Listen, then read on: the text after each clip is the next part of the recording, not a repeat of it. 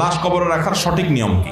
এই যে পদ্ধতি বলেছেন, এই পদ্ধতিতে যদি লাশ কবরে রাখেন তাহলে এটা সুন্নাহর খেলাফ এবং ভুল পদ্ধতি। অনেক এলাকাতে এটা আছে যে কবরস্থানে কবর খোঁড়ার পর কবরের মধ্যে লাশকে এমনভাবে রেখে দেওয়া হয় যে আকাশের দিকে তার বুক আর পিঠ মাটির নিচে জাস্ট সোজা স্ট্রেট লাশটা রেখে দেয়। এভাবে রেখে এরপরে উপরে বাঁশটা দিয়ে মাটি ফেলে কবর দিয়ে দেয়। এটা সুন্নাহ সম্মত এবং সঠিক কোনো কবর দেওয়ার পদ্ধতি নয়। কবর দেওয়া এটা ফরজে কিফায়া এলাকাবাসীর উপর। ভুলভাবে কবর দিলে পুরো এলাকাবাসী এটার জন্য দায়ী থাকবে। তবে সুন্নাহ সম্মত পদ্ধতি কি? সুন্নাহ সম্মত পদ্ধতি হলো সিন্দুক কবর, যেটাকে আমরা বলি। সেটা কোনটা?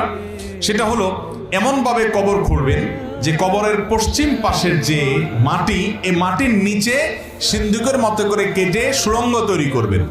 এমনভাবে সুড়ঙ্গ তৈরি করবেন যে লাশটা পুরাটুকু ওই সুড়ঙ্গের ভিতরে ঢুকে যায়। এরপরে আপনি বাঁশ দিয়ে কবর দিয়ে ফেলেন। কথা কি বুঝাতে পারছি?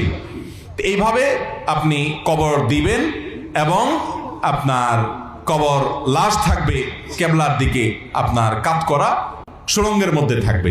আর যদি সুড়ঙ্গ করা না যায়, অনেক সময় বৃষ্টির কারণে সুড়ঙ্গ করা যায় না, মাটি ভেঙে পড়ে ইত্যাদি ইত্যাদি, তাহলে সেক্ষেত্রে এরকম বর্ষাকালে যদি হয় বা এমন কোনো জায়গা হয় যে সুড়ঙ্গ করা সম্ভব না, তাহলে কবরের মাঝখানে আবার আরেকটা গর্ত করে সেই গর্তে আপনি লাশ রাখবেন। কিন্তু সেক্ষেত্রেও লাশ কাত করে কেবলামুখী করে রেখে তার উপরে আপনি বাঁশ দিয়ে তারপরে মাটি দিবেন।